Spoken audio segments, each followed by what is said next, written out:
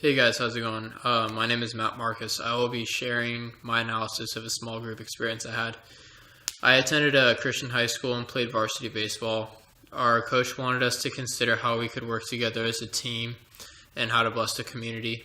One of my teammates, Chris, proposed that we work with foster children, and he had a lot of experience in that because his entire family fostered children for a living, but also they had a passion for it.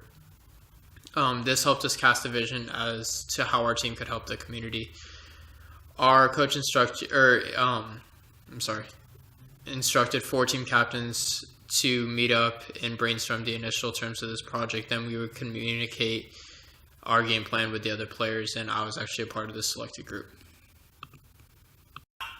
The small group dynamics between the four of us were interesting. Chris, Jonah, and I had all played travel ball together 4 years before high school. We often went on road trips together. We roomed together. It was pretty obvious that the three of us were like best friends. We always liked to retell stories and memorable moments and victories we had and recall just great plays that we made together. This is consistent with symbolic convergence theory, which suggests that the group of individuals share stories, which creates a convergence or a group identity that is larger and more coherent than the isolated experiences of an individual group members. Due to our long established history and shared memories, the three of us felt a very strong sense of connection. John was a different story. John was our other team captain. He was a transfer student, and he had just joined our team that year. Him being the newcomer, it made him difficult to integrate into our outreaching planning group. This role is particularly challenging for anyone entering an established group, and it forces change on the group as a whole. The closeness of Chris, John, and I did not make the integration any easier for John. We began to brainstorm different ideas on how we could do something positive for foster children.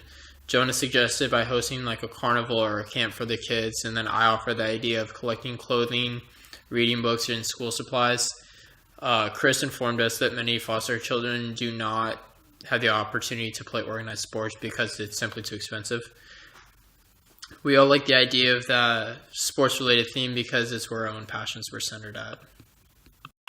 It became clear that certain criteria was going to dictate the scope of our project, and Rothwell identifies criteria as the standards by which decisions and solutions to problems can be evaluated. Jonah really wanted to do something that would allow us to be more one-on-one and have more involvement with the kids, and we all agreed that it was a good idea. However, I expressed some concern with us being in our junior year, having to take college prep tests as well as our normal schoolwork, baseball practice, and baseball games at least 4 days a week, that we just didn't really have time for that. In addition, the organization we planned to work with, Faith in Motion, was having an outreach fair in 6 weeks, and we wanted to attend that instead. Our criteria made us realize we needed to embrace a plan that we could enact quickly. We finally made the decision to collect used sports equipment for the kids.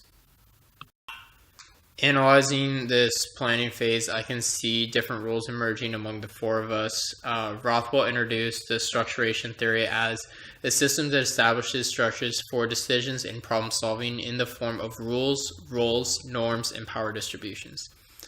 As small groups began to take shape, information rules developed which emphasize functions and not positions. He also noted that these roles are not assigned but simply emerge as the group members communicate with one another. Chris assumed the role that Rothwell identified as the initiator contributor, or the person who gets the ball rolling.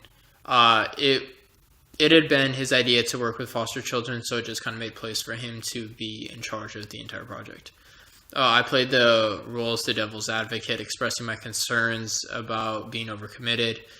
John played a disruptive role, possibly because he felt uncomfortable with being the new guy. During discussions that the four of us had, John often was on his phone, and it seemed like he was trying to ignore us, and he didn't want to give us the time of the day. Rothwell stated that isolate is a person who engages as behavior is withdrawing, acting aloof, or being uninvolved. Sensing the tension from John's disattachment, Jonah acted as the gatekeeper expediter.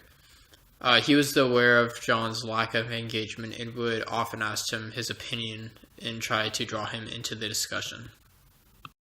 4 main areas of action were identified in order for the project to succeed.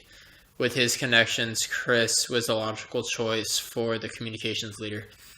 I had a truck, so I became the transportation coordinator. Jonah was our prayer team leader, and John oversaw the collections and temporary storage of all the contributions that were made. At the end of our month, our baseball team was able to collect enough used sports equipment to put in the back of 3 pickup trucks, and then we took all the donations to the fair and delivered the donations. This analysis caused me to realize how a small group operates, the importance of each person playing a role, and the value of inclusiveness and working towards a common goal together.